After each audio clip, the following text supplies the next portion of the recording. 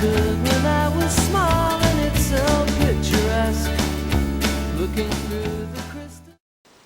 Ciao and welcome to Gios Paintbrush, where 5 minutes is all it takes to be blown away by one of the world's greatest artists. Stonehenge. It's a powerful word connoting ancient rituals, extraordinary mysteries, and great strength, both physical and spiritual.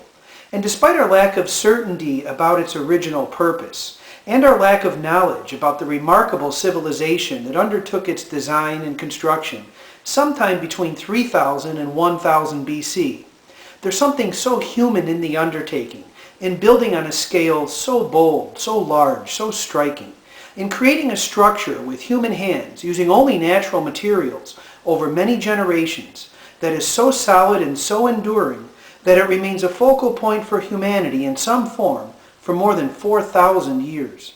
But is Stonehenge art? Or is it more like the ruins of the Acropolis in Athens, or the Colosseum in Rome, or perhaps the ancient Celtic burial sites outside of Dublin in Ireland? Dana and I visited Stonehenge in person in June of 2009, and I can tell you this: the visitors' response to Stonehenge is somehow different from the response to historic and fascinating structures like the Colosseum. One responds to the Colosseum, it seems to me, like an archaeologist or an historian or a sociologist. But there's something about Stonehenge that brings out the artist in us all. Maybe it's because we know so much about Roman society, more recent and more accessible to the modern sensibility. In a sense, it's the very foundation of the modern sensibility, at least in the West, that our imaginings come pre-colored.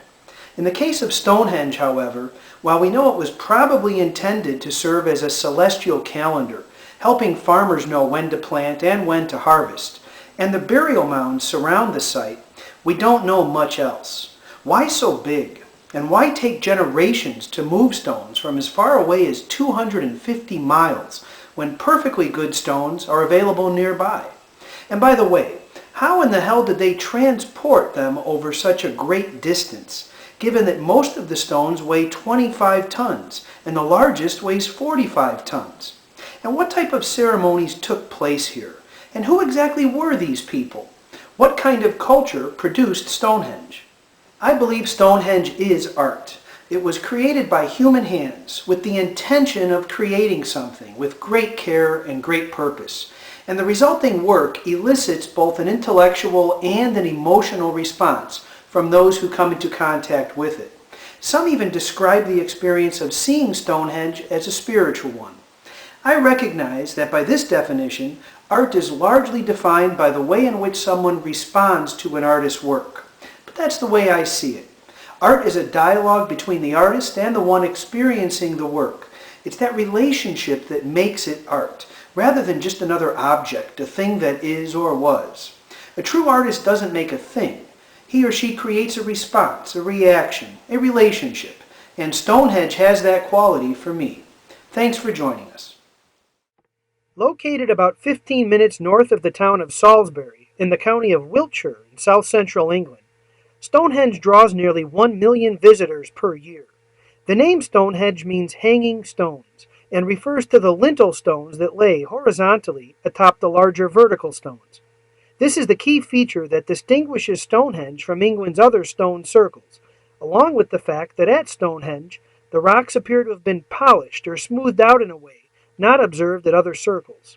Experts have determined that the hundreds of stone circles in England all served a similar purpose: to chart the movement of the sun, moon, and stars, for planters to maximize their production by timing planting and harvesting just right.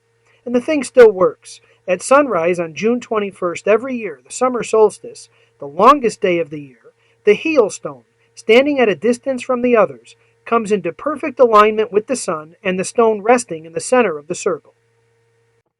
The materials used to build Stonehenge include sandstone blocks called sarsen stones, from about 20 miles from the actual site, and the shorter stones in the center, Welsh blue stones. These are the stones carried somehow from about 250 miles away. How was this location chosen for Stonehenge?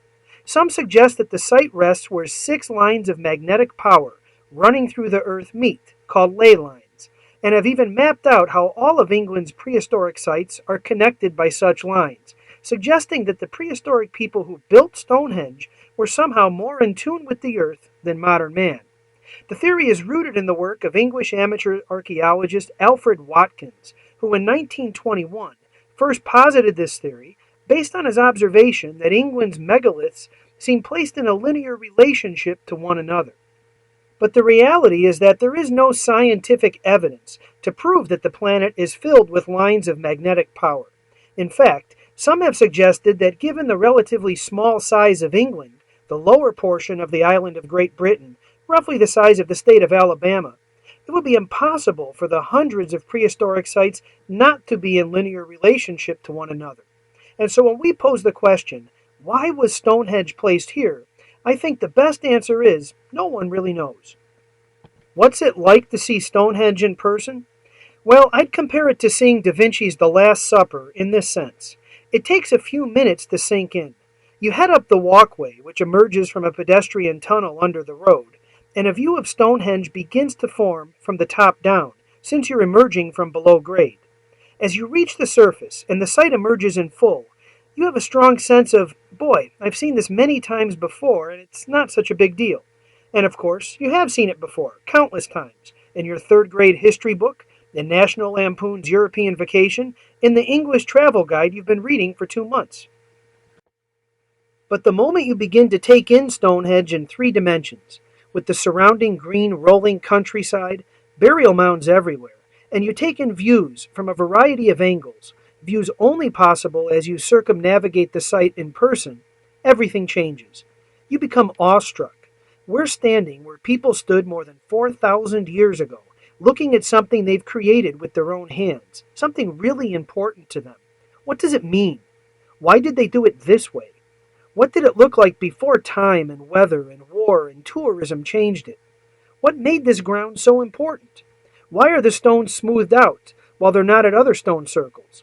And what's the significance of the top pieces, the hanging stones? Who's buried in these mounds that surround the site? And how did they figure out how to make the thing such an accurate celestial calendar? Intellectually, it's challenging to experience Stonehenge, because like art in the modern era, the piece raises so many questions and offers so few clear answers. Communication across the ages just isn't easy. It's the same type of frustrating conversation I often have with work by a minimalist, a contemporary artist. But in terms of the emotional response engendered by Stonehenge, it's powerful. I was moved trying to imagine the physically grueling and tedious labor for generations that must have gone into designing this site and shaping, moving, smoothing out, and placing these stones, all by hand, probably using the nearby River Avon for some of the transport. What beliefs motivated this endeavor? I was struck by the enormous power of the human drive to create, and it seems to me that this desire to make things, not things needed to meet only practical needs like shelter or food or protection, but also things that reflect our search for purpose, for meaning, for a means to affirm with future generations that we share a common bond, a struggle, a journey that transcends time and place and nation and culture, that there's an elemental human will to connect with each other, and with a larger spiritual reality too, something bigger than our own time and place, that is powerful enough to cross millennia and clear enough to reach us, even if we don't know much about those who came before, and even if they never could imagine us or what our lives would be like today. Stonehenge reminds me that the artistic impulse is above all else a universal human impulse to create, something everyone shares in one form or another, and has shared throughout time. Something that can unite even the most disconnected peoples and distant cultures, the way Stonehenge continues to do today. Recording this episode on my HP Mini netbook in March of 2010, early in the 21st century, reflecting on the meaning and value of a prehistoric stone structure built sometime between 3000 and 1000 BC, I'm beginning to think that it's not ultimately the mysteries of Stonehenge that make the work such an intriguing and enduring symbol of our history on this planet. In the end, it may be that in Stonehenge, we recognize our own needs, our own aspirations, our own ceaseless urge to create something from nothing, and to make a connection, to build a means to bind us, in the present, to the past, and to the future, too. This need to connect over time is what T.S. Eliot, in Little Gidding, calls communion with the dead, And Stonehenge, to me, embodies this communion. Thanks for joining us. I can picture it like I could when I was small, and it's so picturesque. Looking through the crystal ball, can you picture this? And it is